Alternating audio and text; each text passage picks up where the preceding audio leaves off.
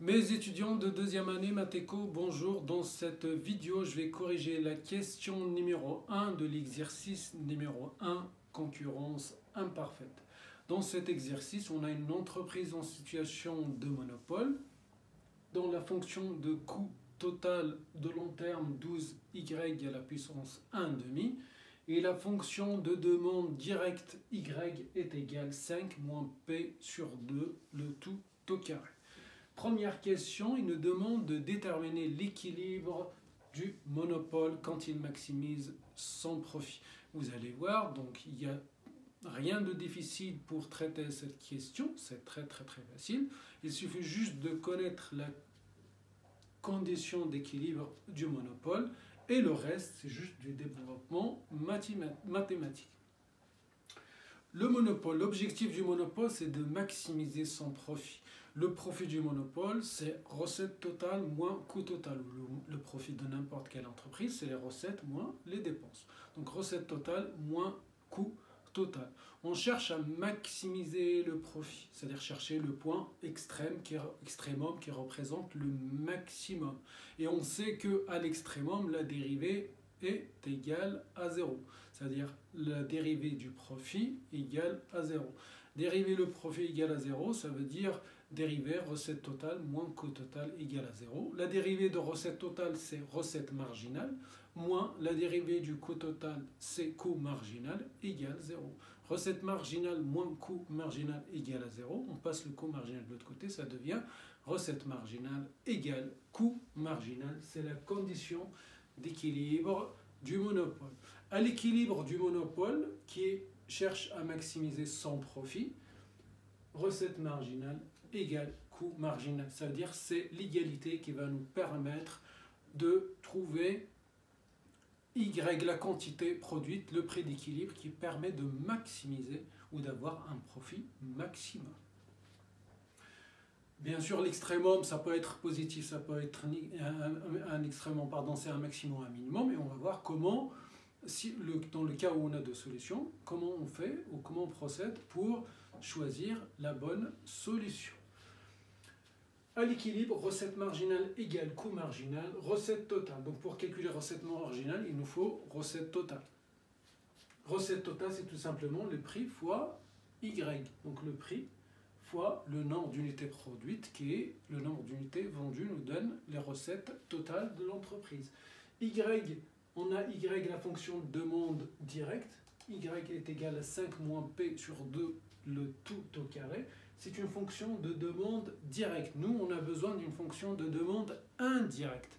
Une fonction de demande indirecte, ça veut dire P égale. Il faut isoler P, il faut sortir P, il faut écrire P en fonction de Y.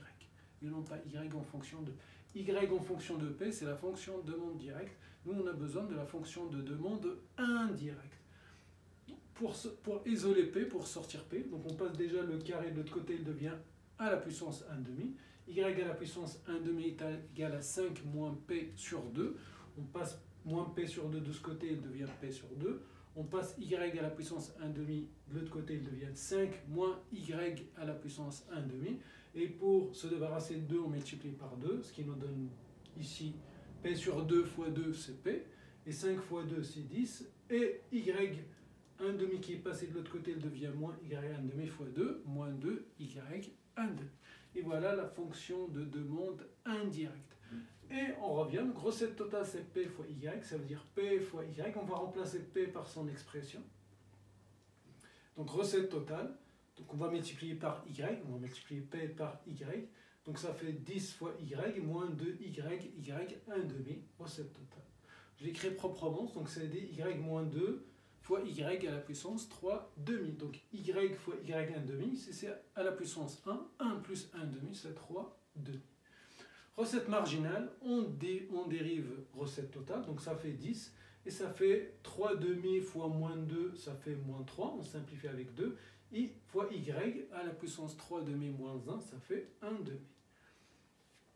Coût marginal, c'est coût total. 12Y 1,5 prime. Donc ça fait 1 demi fois 12, ça fait 6. Et Y 1 demi moins 1, ça fait Y à la puissance moins 1 demi. Recette marginale égale coût marginal. On égalise recette marginale égale coût marginal. 10 moins y moins 3y1 demi est égal à 6y moins 1 demi. On voit ici bien qu'on a y à la puissance moins 1 demi, ça veut dire c'est une division, c'est c'est 6 sur y à la puissance 1 demi.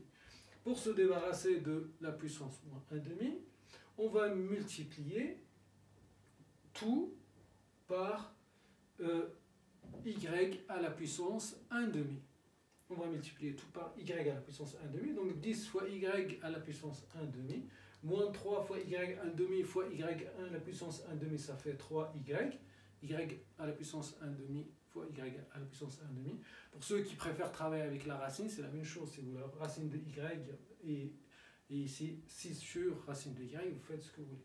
3y 1 demi fois y 1 demi, c'est 3y, et ici 6y moins 1 demi fois y 1 demi, c'est 6, parce que 6y à la puissance 1 demi fois y 1 demi, ça fait moins 1 demi plus 1 demi, ça fait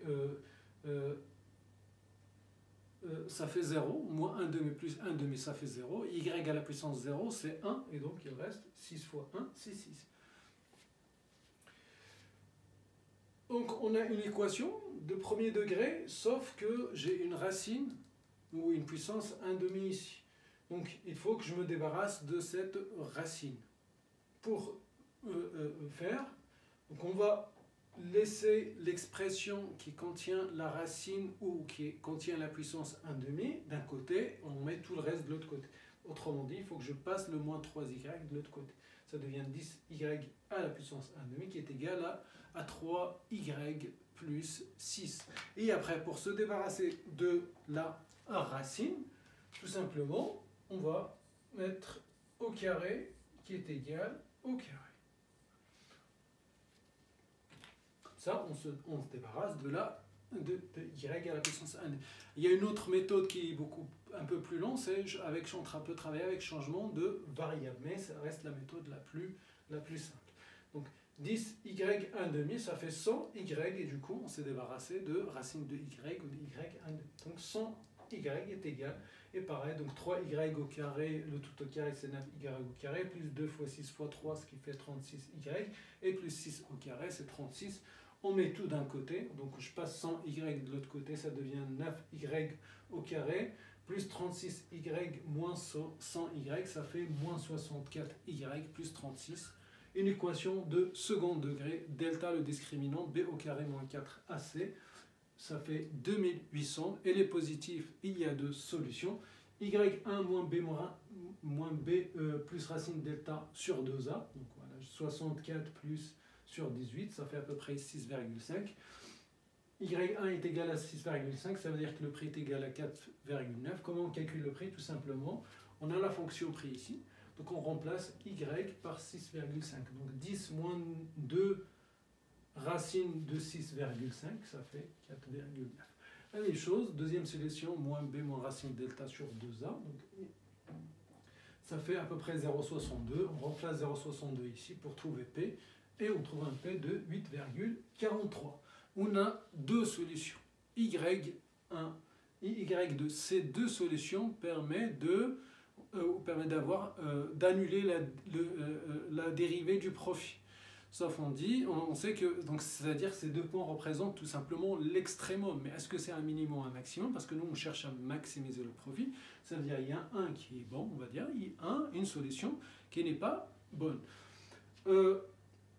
Donc il y a deux méthodes pour choisir la bonne solution. Soit on utilise les conditions de second ordre, c'est-à-dire quand on cherche à maximiser ou dans le point extrémum.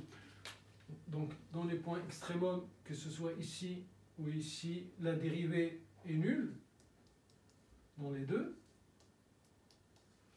Que ce soit on cherche le max ou le min. Donc on a deux solutions. Mais nous, on cherche le maximum, donc il faut vérifier la condition de second ordre, ça veut dire f seconde ici, elle est négative, et ici, f seconde, elle est positive. Donc pour s'assurer que, pour choisir ou pour éliminer la mauvaise solution et garder la bonne, il faut choisir la solution qui vérifie cette condition la dérivée seconde est négative. Ou tout simplement, donc ça c'est la méthode standard qu'on a déjà vue dans d'autres exercices, ou ici tout simplement, je calcule le profit avec Y1, je calcule le profit avec Y2. Au vu que l'entreprise maximise son profit ou cherche à maximiser son profit, on va choisir la solution qui permet de maximiser le profit. Je calcule le profit numéro 1 à partir de Y1, donc recette totale moins coût total, la formule standard du profit, recette totale moins coût total, la quantité fois le prix moins le coût total, ça fait 1,26, et P2, profit numéro 2, pareil, la quantité fois le prix moins le coût total, et donc ça fait moins 4,22. L'entreprise cherche à maximiser le profit, donc forcément, il va choisir cette solution. Donc le profit numéro 1 qui est égal à 1,26, et donc il va choisir la première solution.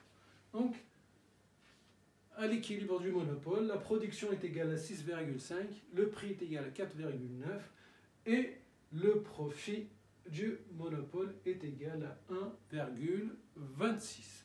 Donc voilà, j'arrive à la fin de cette vidéo. J'ai fini de corriger de l'exercice numéro 1. Donc vous voyez bien que ce n'est pas du tout difficile. Tout simplement la règle ou la condition d'équilibre du monopole. Une fois que vous avez la condition, le reste c'est juste des développements mathématiques, résoudre une équation de second degré.